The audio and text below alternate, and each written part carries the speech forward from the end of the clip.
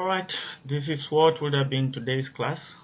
Okay, so we talked about the effect of the nucleophile on substitution reaction and also talked about the effect of the structure of the haloalkane. Now the third factor that helps you determine whether you're going Sn1 or Sn2 is going to be the leaving group.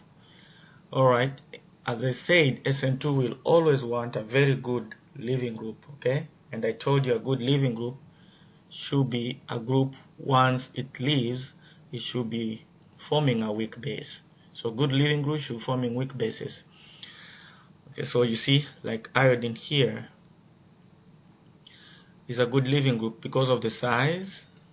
It's big in volume, so it can take or accommodate the electrons, the valent electrons or all electrons in the electron cloud more comfortably than smaller Br minus or smaller fluorine. Okay, so here we are basing on size.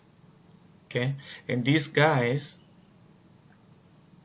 this one has resonance, so it's a good leaving group because it's going to form a weak base which is stabilized by resonance. The conjugate base is stabilized by resonance. We talked about resonances. And then these are bad leaving groups because they tend to be strong bases. Okay, those are strong conjugate bases. Okay, so remember, for a group sitting on a on an alkane structure like a halogen, once it leaves, it should form a weak conjugate base. That's how we know that's a good leaving group. Iodine is the weakest conjugate base here compared to all that we're given. NH2 minus is going to be the strongest conjugate base. Why? Because nitrogen is less electronegative than the oxygens. So for these ones we can consider electronegativity, but for these guys we're considering size. But why are these guys here better leaving groups than these while they are stronger electronegative groups? Again, halogens are more electronegative, of course, than oxygen and nitrogen, so that these guys here are the best leaving groups.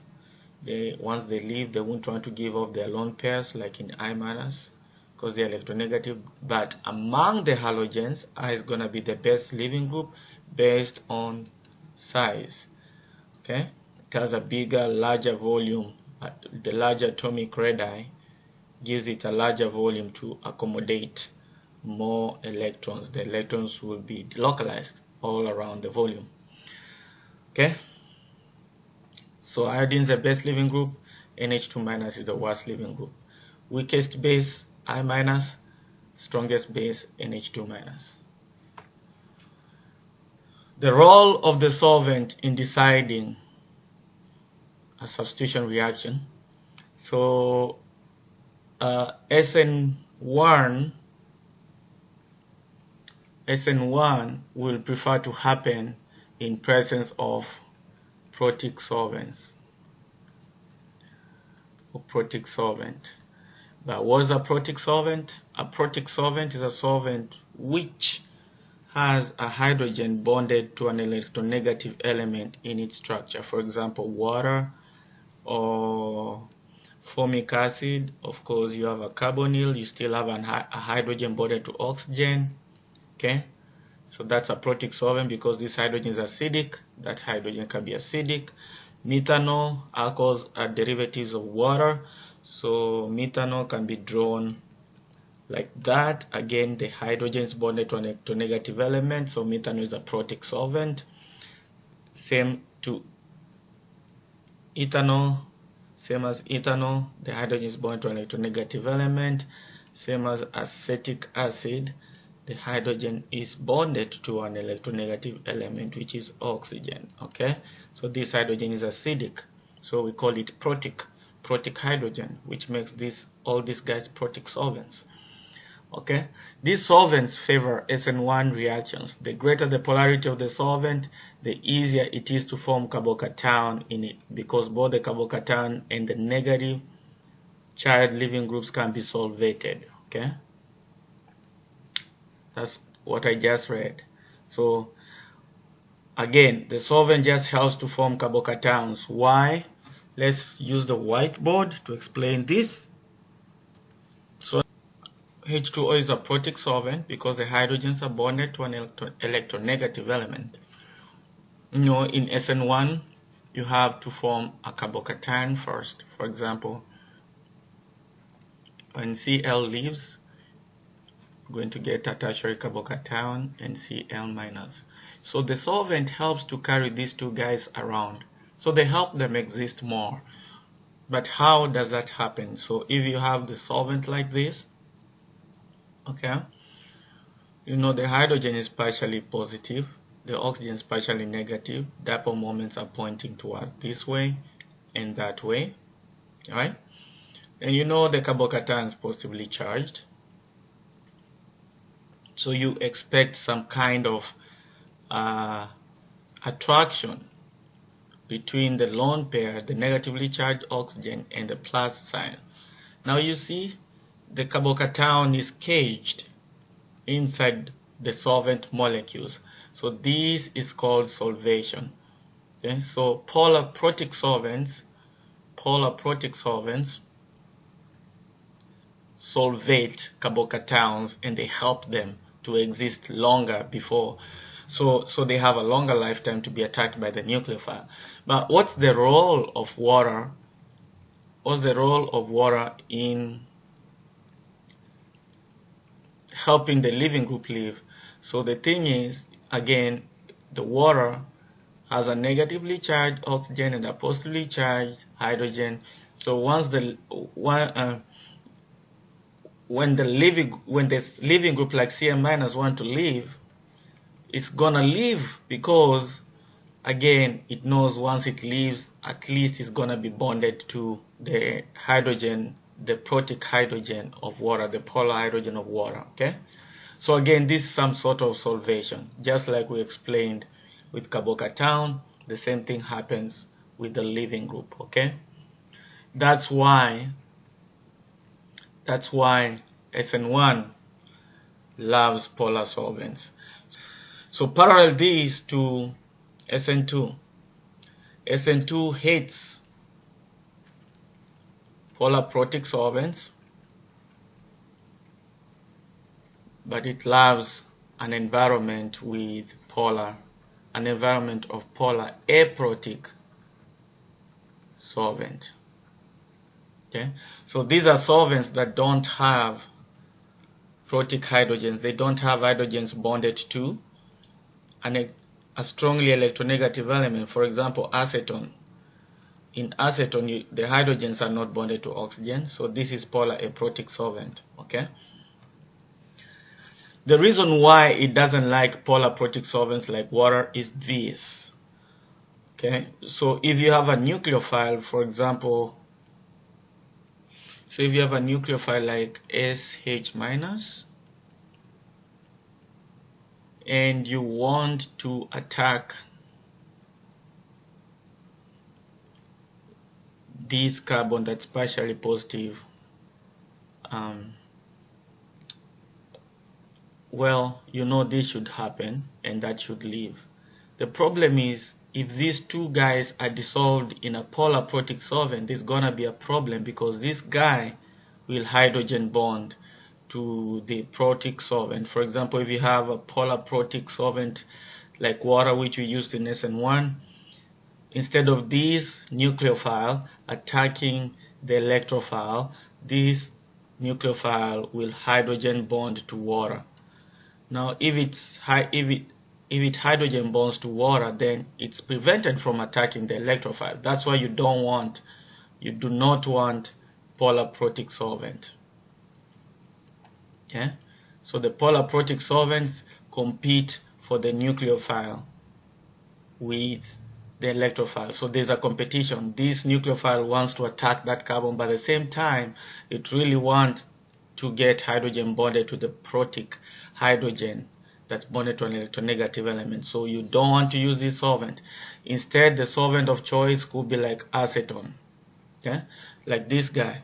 This one really doesn't have protic hydrogen. It does not have a hydrogen bonded to an electronegative element.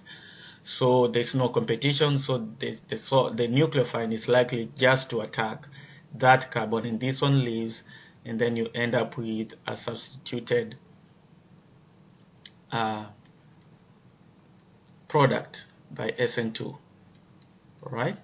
So that's what we have. That's what we have in the notes about Sn2. Okay. So polar protic solvents are for Sn1. Those are for Sn1. For Sn2, you want polar aprotic solvents. Okay. So for example, acetone, that's what we just did in the other side, because these guys will not compete for the nucleophile with the electrophile. Or DMSO, there's no hydrogen bonded to an electronegative element, that's why it's aprotic. Or dichromethane, the Lewis structure of dichromethane is ClClHH. None of this hydrogen is bonded to a strongly electronegative element like sulfur or oxygen or nitrogen.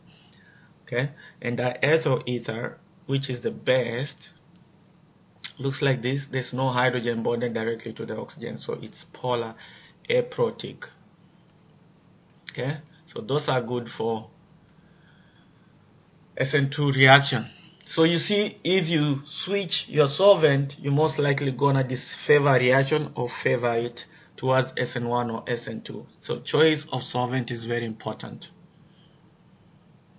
So although the solvents at the top of the table are polar, formation of carbocations in them is more difficult than in protic solvents, again because there's no hydrogen bonded to an electronegative element. In summary, if you are to consider reactivity based on structure, so based on structure, that's what I'm writing. Sn2 doesn't like sterics, so it's going to be favored with the one that's not hindered at the back because the nucleophile attacks from the back side. Okay, you don't want sterics on the back side, so it's going to be favored with metal halides, and favored also with primary because primary is just similar to having CH2 and halogen bonded probably to CH3. Okay, so that's a primary because you switch one of the hydrogens with an alkyl group. And secondary will also happen, but with aprotic solvents. You don't want protic solvents with Sn2. Okay. And then tertiary, for tertiary alkyl halides, Sn2 will not happen. For example, again, if I have this example here, and all these guys are metals, all these in the back are metals, you know Sn2 happens again by the nucleophile attacking from the back side. So this back side is hindered. Okay.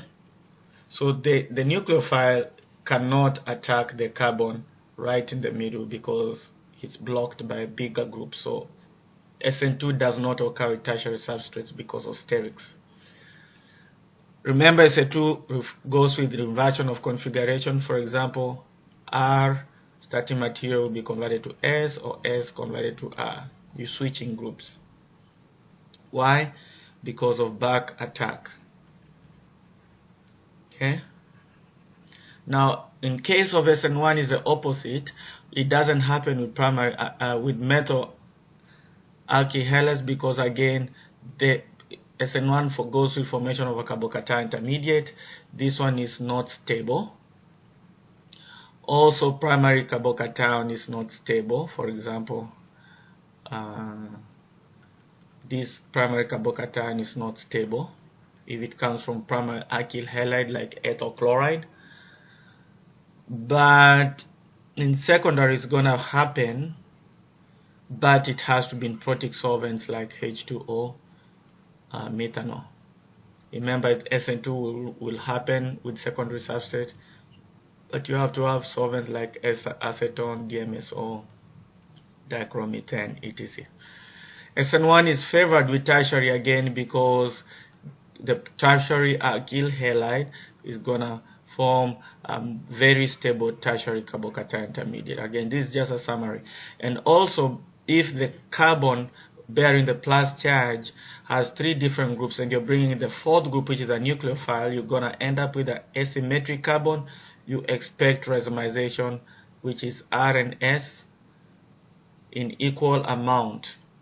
So R could be 50% yield as a major product, S could be 50% yield like we talked in class. So that's a summary of Sn1 and Sn2. Alright. Again, Sn2 is favored by Protic Solvents and they are listed here. Sn1 is favored by Protic Solvents and they are listed here. And this is just kind of showing you the kind of solvation that might occur. Okay?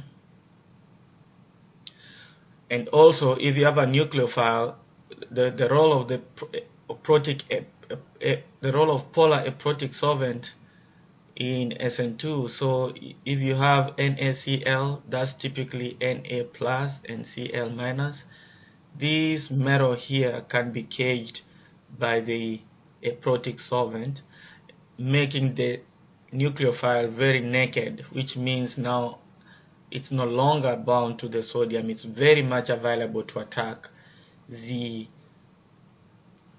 alkyl halide. Okay, so polar aprotic solvents help to activate the nucleophile by getting rid of the metal. That's why in class I always tell you assume the metal and just take the Cl minus, or in the case of sodium nitrile, you assume the metal, you just take it as negative. Okay, and that's again because the solvent will get rid of this metal. For example, here the sodium plus will get attracted by the oxygens on the carbonyl, for example in acetone. Okay, alright, so that's enough of summary of Sn1 and Sn2. Let's look at examples. Now, if you're asked to predict the substitution product here plus type of substitution, then you have again to look at the solvent and look at the substrate and look at the type of nucleophile. So again, acetone is going to cage off the Na plus like we just discussed in the previous slide. So we're going to have, just assume you have Cn negative. That's going to be a nucleophile, and again the acetone is a protic solvent. So a protic solvent, they favor Sn2. Okay, so we are going to attack from the back, and that leaves. Remember, Sn2 goes with inversion of configuration. Inversion of configuration. Right now here, the stereochemistry here is an R. We should end up with an S.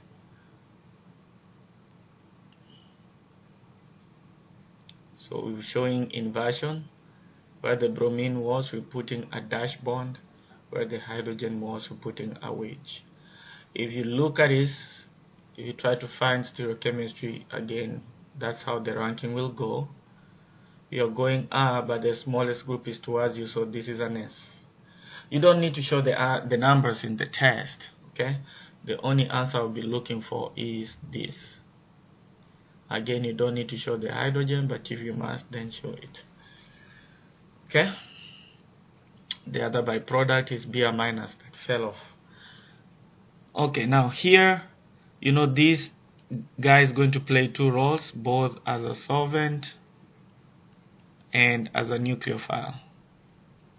So let's start with the substrate. The substrate is a secondary alkyl halide, same as this guy was a secondary alkyl halide. So Sn2, Sn1 would happen. This is a secondary alkyl halide. The Sn2 Sn1 will happen, but the solvent is gonna help you decide who will happen, who will give you the major. So in this case, the major product is gonna be coming from Sn1 reaction. Why? Because the solvent is polar and protic. Why is it protic? The hydrogen is bonded to an electronegative element. So that's what helped me to know that I'm gonna go Sn1 and not Sn2, because Sn1 loves polar protic solvents. Sn2 loves to happen in the presence of a polar aprotic solvent medium. Now, if it's Sn1, this guy actually should go through formation of a carbocation intermediate when the bromine leaves, and then check to see if you can have rearrangements. It doesn't help to have rearrangements. Keep in mind that this guy is sp2 hybridized. It's planar, so the metal can either attack from the top or from the bottom. So if you're attacking from the top face, you're gonna end up with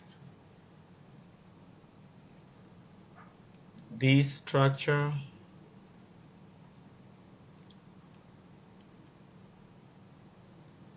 With the oxygen having a wedge, that's the top face approach. The hydrogen will be pushed back. If you're attacking from the bottom face, you're going to get the enantiomer of this, where the alcohol ends up on a wedge.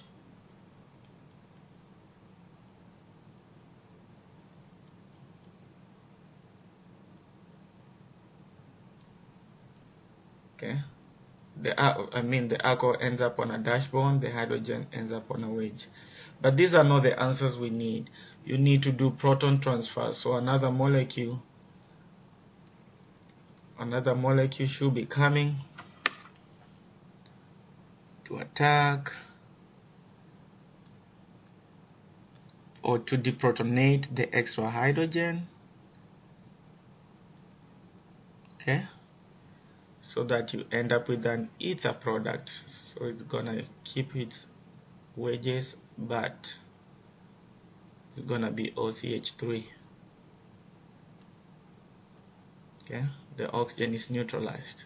So same thing here after proton transfer with the mechanism we did in class yesterday. So this guy will do proton transfer. We don't want the oxygen to have a charge, that's why we are doing proton transfer. You end up with the enantiomer ether product. OCH3, the hydrogen will be to the back. Here the hydrogen is to the front. So those are the two major Sn1 products. Okay, so that these are the major Sn1 products. Okay, so again, ask yourself what type of solvent you have, what type of substrate you have, then decide whether you're going to go Sn1 or Sn2. Which of these will be more reactive towards Sn2? Now, to approach this question, you have to ask yourself, what happens in Sn2? Sn2 leads to inversion of configuration. Okay, why? Because there's back attack of the nucleophile.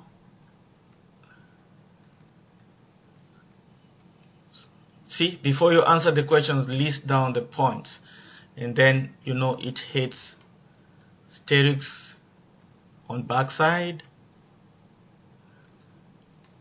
and for these reasons, the ranking should be like this.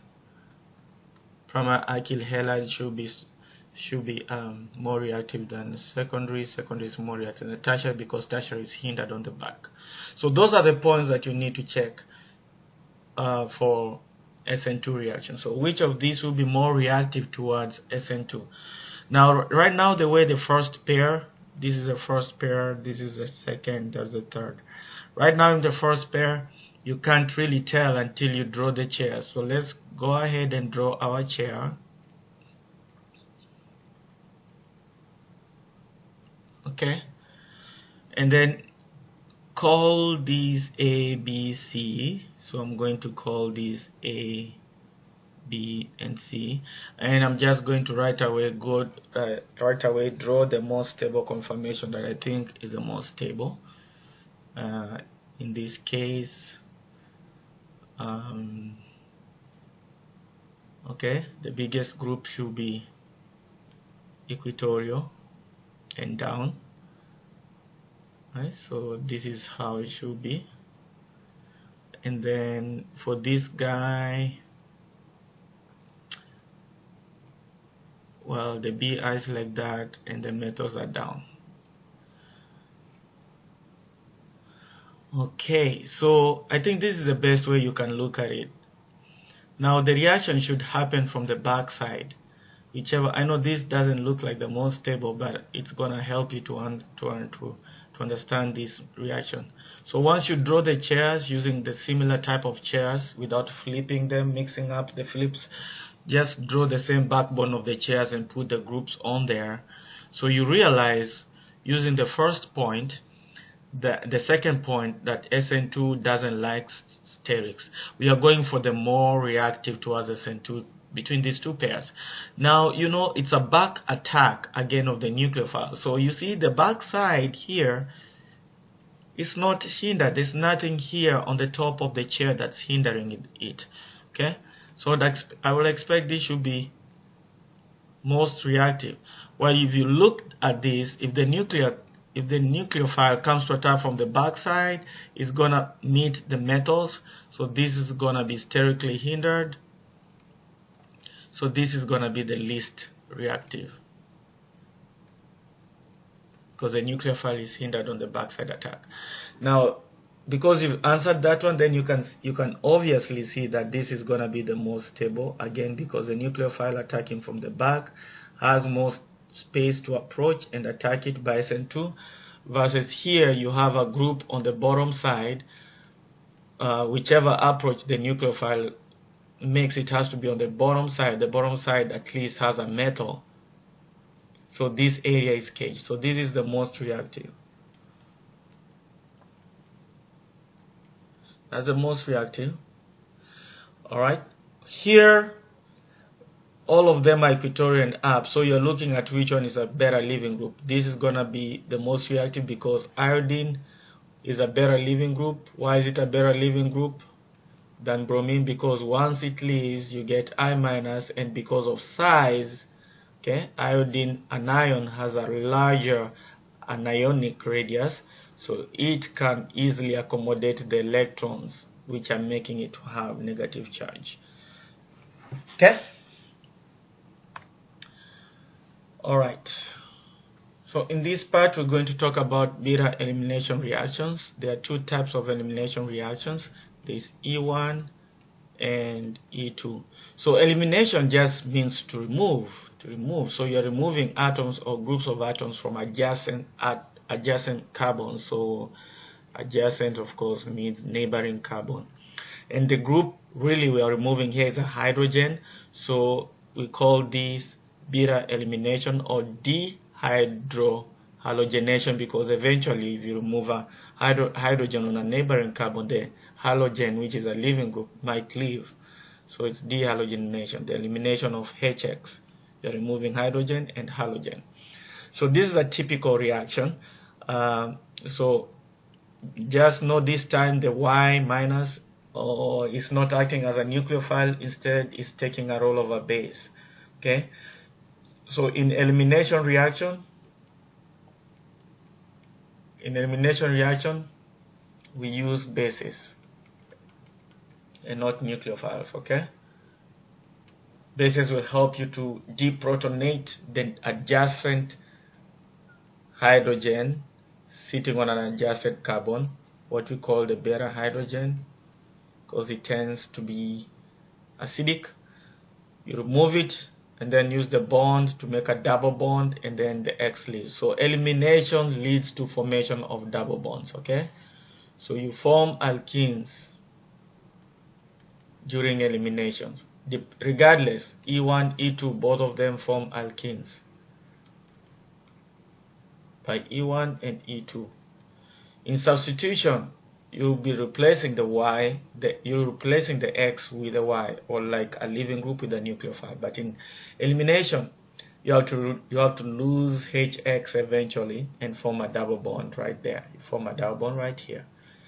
Okay, so the base, which is Y negative, which is just a prototype, removes the adjacent hydrogen, you get HY, and the leaving group leaves. Okay, in this case it's the X, so it's a leaving group. That's the general mechanism for elimination.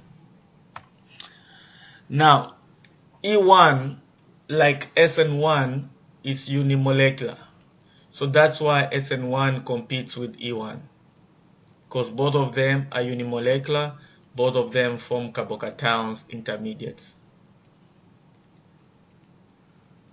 So Sn1, like E1, competes because they form carbocation intermediates.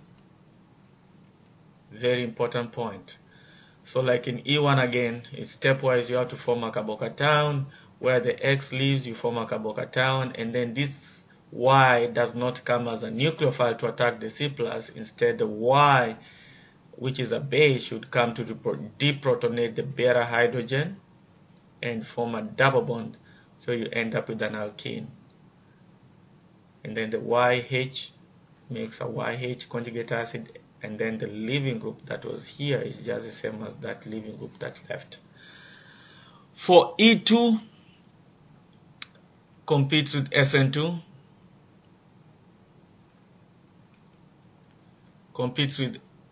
Sn2 competes E2. The reason is whenever you have a strong base, it tends to be a strong nucleophile, and then you know Sn2 likes strong nucleophile, so that's why you have a Sn2 competing E2. Okay, plus they go through the same one hump transition state. E1 and Sn1 go through at least two humps transition state, because here you're gonna have a carbocation. But for Sn1 and for Sn2 and E2, it's just one transition state right there. That's why they compete. Alright, so let's talk about E2 concerted reaction. So again, the Y minus in elimination is going to be a base. It removes the beta hydrogen, which is a hydrogen sitting on a carbon adjacent to the carbon bearing the leaving group. So removes that, it's concerted, form a double bond, and this has to go. So it's that flow of three arrows. So remove the hydrogen, make a double bond, X goes. Now you see the arrangement of the beta hydrogen and the leaving group, they are opposite, 180 degrees opposite, and that's a rule that we're going to discuss shortly. This is the transition state where the base wants to form a bond with the beta hydrogen, and the bond between beta hydrogen and the beta carbon wants to break to form a double bond. The double bond wants to form, and the bond between the carbon and the leaving group wants to break. When that happens, you're going to get a double bond as suggested by the way I've pushed arrows right here. You still form an alkene. So as I said, E2, like Sn2 reaction, they compete. These two guys compete again because they go through the same energy profile diagram, only that elimination goes with formation of an alkene.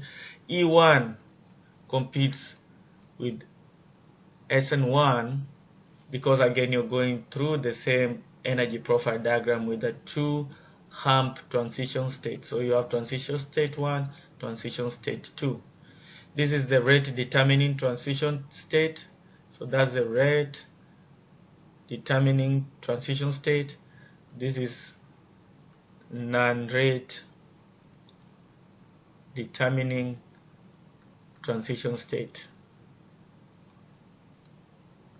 Non-rate determining transition state. So this just means that this transition state does not determine how quick this reaction will go overall.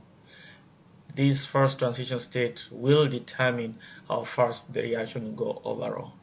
Here they only have one, so the reaction here is bimolecular again because both the electrophile and the base are involved in making the transition state. Here is unimolecular because only the electrophile is used to make the carbocation. The base comes in later at the second first step. Alright, you have to follow Zaitsev rule. Zaitsev rule says in a reaction where you form alkenes, which happens to be our elimination reactions, in a reaction which forms an alkene, the most substituted alkene is likely to be formed. That's gonna be the major product. Now you should realize that this guy here is a strong base. That's a strong base. Remember where we ranked our leaving groups? We say the OR groups are strong bases. We're going to do a parallel, of course, of these strong bases, weak bases, using the chart that I'll give you next class. So this is a strong base. Well, the solvent here is protic.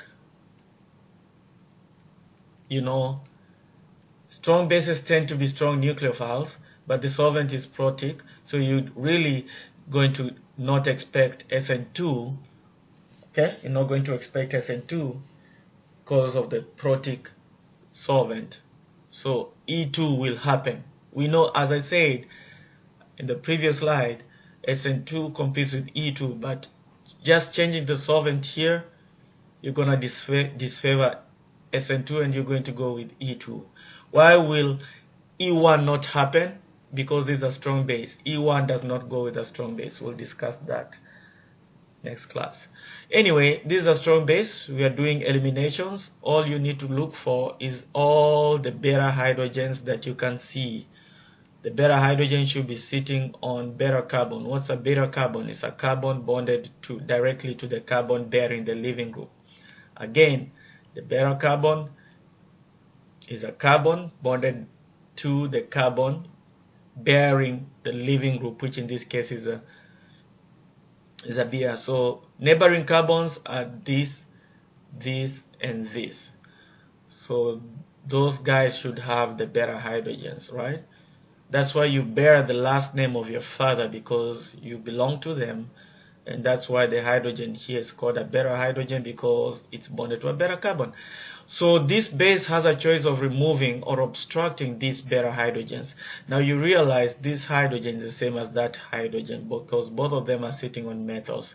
We're going to use the lone pair to remove this hydrogen, okay, and then you're going to form a double bond, and that leaves.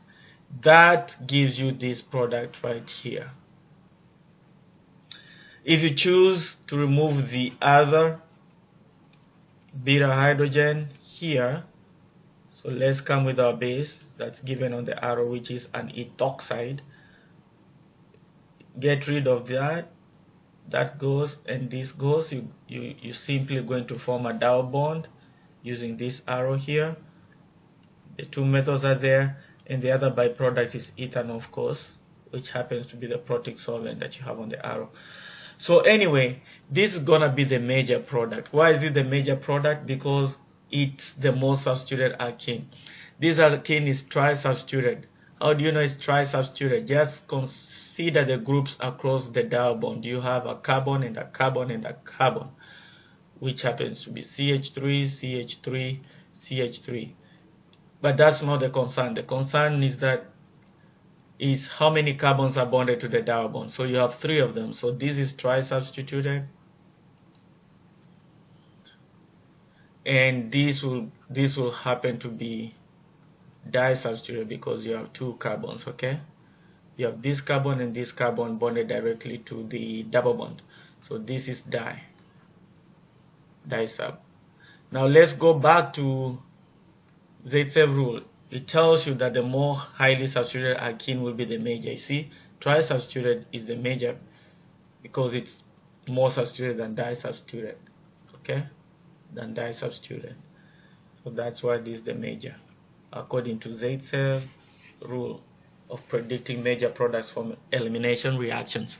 Again, this is an OR group. It's a strong base, strong nucleophile. Again, to disfavor Sn2, we are using a protic solvent, so E2 only will go. Remember, E1 is not going because OR is not a strong, it's not a weak base, it's a strong base. E1 goes with weak bases. Okay, but as I said, E2 always competes with Sn2, but the solvent will help us to disfavor Sn2, so we are left with only E2. So we form only elimination products and no substitution products. Like we did on top, there, we're going to choose our bearer hydrogens, which are hydrogens sitting on neighboring carbons bonded directly to the carbon bearing the leaving group. Allow me to go to the whiteboard to avoid clumsiness. So if you have, let me see, what do we have there? Yeah, we have 3 methods. Okay, so this is the ring that we have in the slide. So again, I'm going to show only one of the bearer hydrogens, which are the hydrogens I'm popping out. So you have this, that, and that. The circled hydrogens are the bearer hydrogens. Those are the ones likely to be removed by our strong base. So if you want to form a major product, you want to remove the hydrogen that's sitting on a carbon of high profile. So this carbon right here is a secondary carbon. These are secondary carbon. These are primary carbon. And of course, you see the 2 secondary carbons are of the same type. So whichever one you choose to remove, you always end up with the same product. So let me just take off the dehydrogenate, the beta hydrogen on the top secondary carbon. Again, we are doing E2. It's a concerted reaction. So you just form the double bond as the leaving group leaves. That's what concerted means. I expect this to be the major. To get the minor,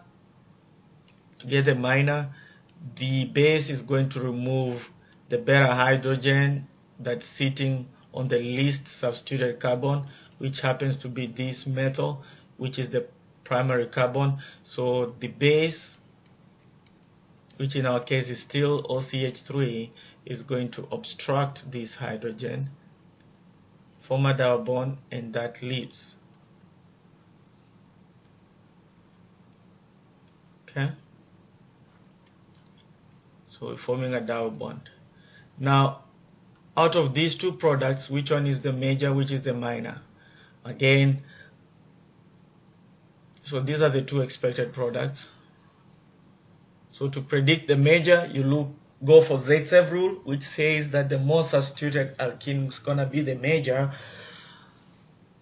To determine which one is more substituted, again, look across the double bond and ask yourself, this double bond is bonded to how many other carbons? Bonded to this carbon, that carbon, and that carbon. This is not a carbon, that's a hydrogen. So this is tri-substituted. Okay, and then ask yourself how many other carbons are bonded to this double bond here. So there are only 2 across the double bond. Only 2, so this is di-substituted. Okay, so that's why this is the major and this is the minor, because this is tri-substituted, this is di-substituted. Got it? Practice, practice, practice. All right, so that's kind of a preempt on E2 reaction. So generally, for E1, you're going to go with a weak base, which is going to go through a carbocation intermediate. E2 is going to go with a strong base, and in fact, it's going to want a strong, bulky base. Okay, lactate butyl. This is just equivalent to this group. You see, it's bulky, so there's no way it's going to act as a good nucleophile for Sn2 because it's sterically hindered. Our substrate here is a tertiary alkyl halide. So again, you don't expect Sn2. Probably you might expect Sn1, but again, that Sn1 will only happen with the weak base, which will happen to be a weak nucleophile. Again, forget about this. Just put your Me binars. That's a strong base, so you expect E2. As I said, strong base is gonna help you to do E2. And to disfavor Sn2, most likely the solvent here could be a protic solvent. The solvent here could be a protic solvent. Okay. So whenever the base is bulky and strong, you only see E2, and it's gonna give a Hofmann product. We'll describe that in the next class. Whenever it's strong base and not bulky, you might get the minor and the major. So you're going to get the Hofmann, which is just the opposite of Z-self product, which is the least saturated product, and you're going to get the Z-self product. Now this is where we'll continue in class, because after here we'll have to go deep into E1 and describe what's happening. Okay, that would have been today's class. Thank you. See you on Monday. Thank you. See you on Monday.